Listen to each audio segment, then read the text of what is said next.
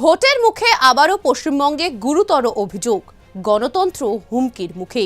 উত্তর চব্বিশ পরগনার নোয়াপাড়া বিধানসভা কেন্দ্র থেকে উঠে আসছে এক চাঞ্চল্যকর ঘটনা। অভিযোগ, তৃণমূল কংগ্রেসের এক স্থানীয় নেতা ফোন করে বিজেপি কর্মীকে সরাসরি হুমকি দিয়েছেন। বিরোধীদের নিশানায় এবার সরাসরি মমতা ব্যানার্জির সরকার। প্রশ্ন উঠছে, নির্বাচনের আগে কি ভয় দেখিয়েই ভোট করানোর চেষ্টা করছে তৃণমূল? অভিযোগ অনুযায়ী নোয়াপাড়ার মোহনপুর লকগেট এলাকায় বিজেপি কর্মী প্রণব দেকে ফোন করে হুমকি দিয়েছে তৃণমূলের স্থানীয় নেতা পঙ্কজ বিশ্বাস, যিনি জেলা পরিষদের সদস্য ও প্রাক্তন ব্লক সভাপতি হিসাবেও পরিচিত। প্রণব দে, যিনি বুথ নম্বর 206-এর ভোটার এবং বিজেপির মণ্ডল 4-এর প্রাক্তন সহসভাপতি। এই ঘটনার বিরুদ্ধে নির্বাচন কমিশনের মোবাইল অ্যাপে অভিযোগ দায়ের করা হয়েছে।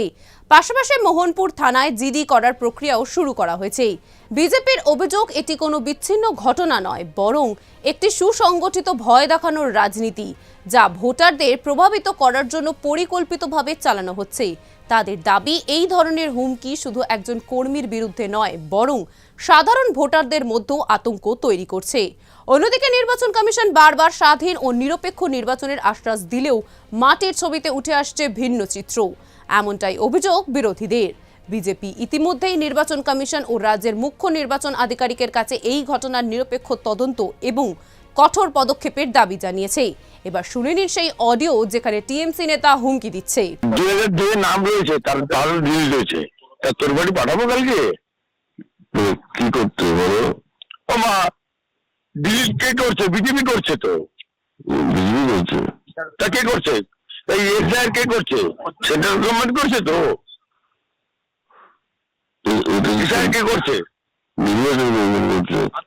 নির্বাচন কমিশন কে? সংবিধান।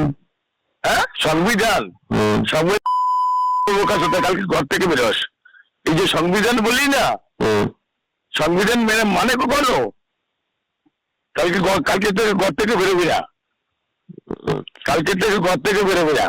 এই যে বললি না, তুই উত্তর দিতে পারলি না তো। 100 নাম কেটেছে এসআইআর এ, যাদের 2002 সালেও ছিল। হ্যাঁ, তাদেরও নাম কেটে গেছে। ঠিক আছে, কালকে সবাইকে নিয়ে তোর বাড়িতে যাবো। বিজেপি করিস তাই, বিজেপি কেটে দিয়েছে তাই। ঠিক আছে, আর কালকে ঘর থেকে বেরোলে হিসাব করে বেরোবি কালকে থেকে। যে কোনো সময় চত্বর খেতে পারিস। ঠিক আছে, ঠিক আছে, রাখ। ভোটের আগে এই ধরনের হুমকির অভিযোগ নিছক রাজনৈতিক ইস্যু নয়, এটি সরাসরি গণতন্ত্রের ভিত্তিকে নাড়িয়ে দেয়। যদি একজন কর্মী নিরাপদ না হন, তাহলে সাধারণ ভোটার কতটা নিরাপদ? এখন সবচেয়ে বড় প্রশ্ন, এই অভিযোগের বিরুদ্ধে কি পদক্ষেপ নেবে নির্বাচন কমিশন? মমতা ব্যানার্জির সরকার কি এই অভিযোগের জবাব দেবে, নাকি আবারও তা বিতর্কের মাঝেই চাপা পড়ে যাবে? শেষ পর্যন্ত সাধারণ মানুষ কি সত্যি স্বাধীনভাবে ভোট দিতে পারবে, নাকি ভয়ই নির্ধারণ করবে আগামী দিনের ফলাফল? দেখতে থাকুন সুদর্শন বাংলা। জয় হিন্দ।